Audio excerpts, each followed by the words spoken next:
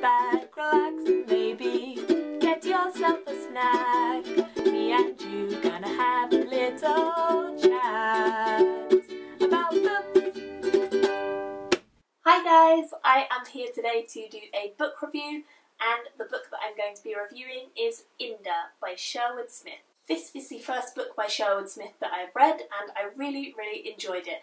And I picked this up as a recommendation from Sam from Novels and Nonsense, who I will link down below so you can go and check her out. She absolutely adores this series and adores Sherwood Smith in general, so she recommended it to us, and we did this as a buddy read.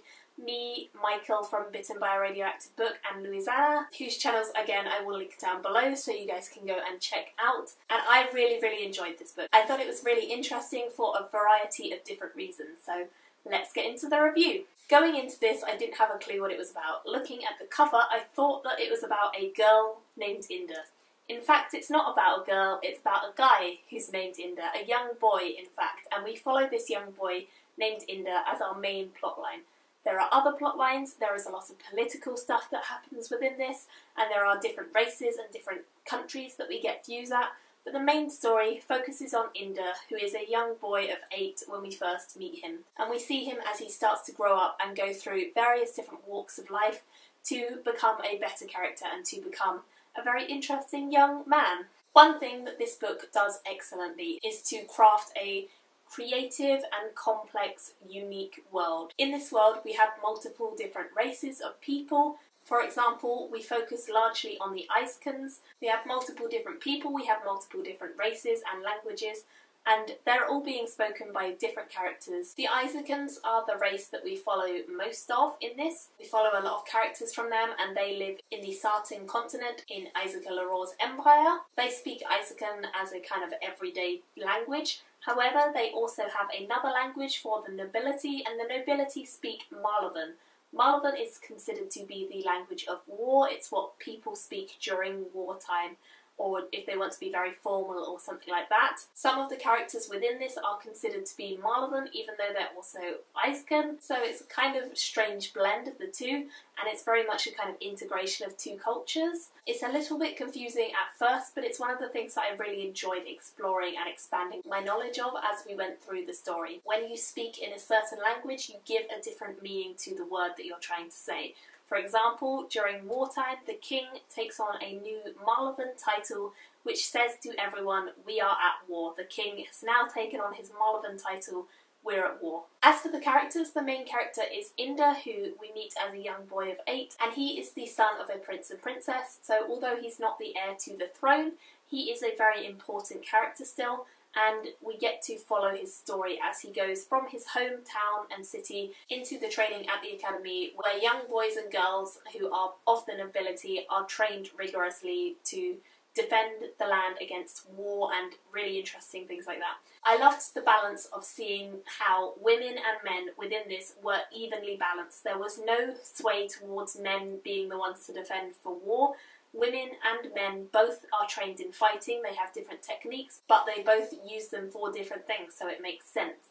And the way that the power balance was in this book, I felt like it was very even between men and women. So that was something, again, very unique and really enjoyable to read about, because it is a new perspective of seeing things. Men don't have to rule everything. Women can do just as much, and I liked that even split between in this book. Inda is a really sweet boy who is very nice and friendly before he goes to the academy, but he gets into some tricky situations and he has to try and deal with these situations, which he's actually very good at because he's very level-headed and he keeps his calm in tricky situations. I thought that Sherwood Smith really handled the character of Inda and his progression and the way he grows up very well. It was expertly done and crafted into a very realistic and believable character. Inda was by far one of the best characters in this, but there are a lot of really great characters.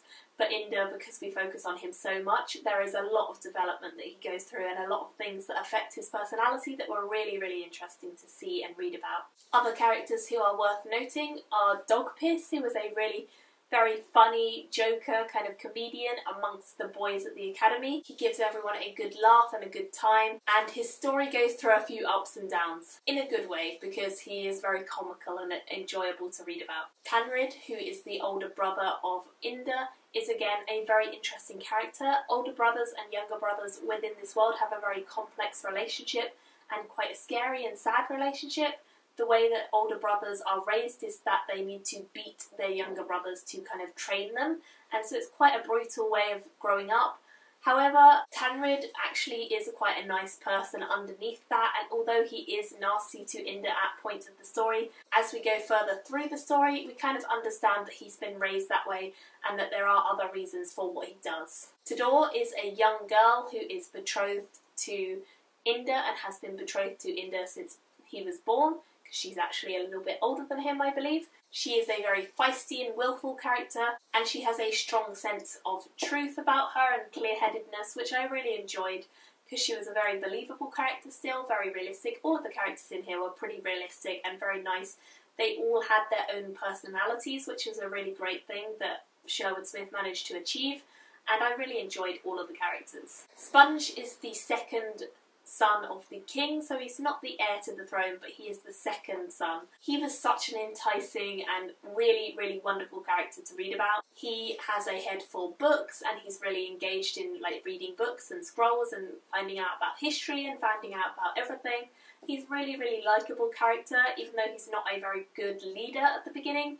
He kind of grows into his role more and he develops a lot over the course of the story. Again, excellently developed. Hadand is Inda and Tanrid's sister. She is also at the academy, but she is at the female version and she is learning her own things, including how she is to become the wife of the Serlaf. The Serlaf is the heir to the throne, so the king's first son, and she is destined to marry him in the future. So she is there for training not only in fighting and combat, but also in training to become the future queen. And again, she's a very level-headed and kind-hearted personality who really, really cares about her brothers and is a really, really nice presence to have in the book. And finally, although I could mention many, many more, Tao is another one who I really enjoyed. He has a very, very fun personality. He's very mysterious and sneaky and fun and charming all at once. And we meet him in the second half of the book. But he's very, very likeable as a character and very mysterious. The plot of this story is actually not too dissimilar to begin with from Bloodsong by Anthony Ryan. If you have read Bloodsong, then I would recommend this because it has very similar vibes to Bloodsong itself in terms of the academy within this and the camaraderie between the boys in this, and that parallels what happens in that. So maybe this was an influence because I'm pretty sure this was out before, long time before. However, I think that they have a very similar sort of plotline to begin with, but that doesn't mean that it continues anywhere near the same as Bloodsong. This has some really interesting twists and turns that you can't anticipate and that are really, really exciting, so definitely I enjoyed this a lot. One thing that I will quickly mention is that this has an omniscient narrator, which means that you don't always know whose storyline you're following because it does sometimes switch in the middle of a long chunk of text to a different plotline, so you do have to be wary and just check that you are reading about the character that you think you're reading about. If it starts to be a bit confusing, maybe you just missed the name and you haven't realised. Just so that you guys are aware, this is an omniscient narrator, which I thought was really good because we get to see an outside look at all of the lives that we follow. There are lots of other characters who we get hints of as well at times, and it's just a really, really well woven together world, which makes it very, very interesting to read about, very interesting to explore and to find out and discover new things, and I really enjoyed this overall. This wasn't a fantastically fast-paced book, but a lot of stuff does happen and there is a lot of intrigue and political manoeuvring which is happening at all times, and I thought that was a very interesting aspect of this book because it isn't your kind of average let's just have a load of fight scenes for no reason. It's very much every fight scene is orchestrated.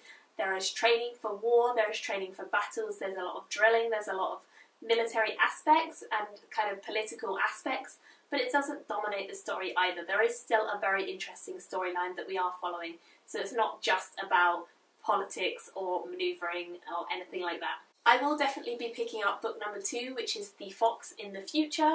I don't know when I'll be able to get to it because February is looking pretty full up with books right now, maybe in February, we'll see, but otherwise I will definitely be picking this up in the future, and I would 100% love to hear what you guys think of this. If you have read INDA, or if you're planning on reading it, then do let me know in the comments below, and I will chat to you guys about it because I love this book.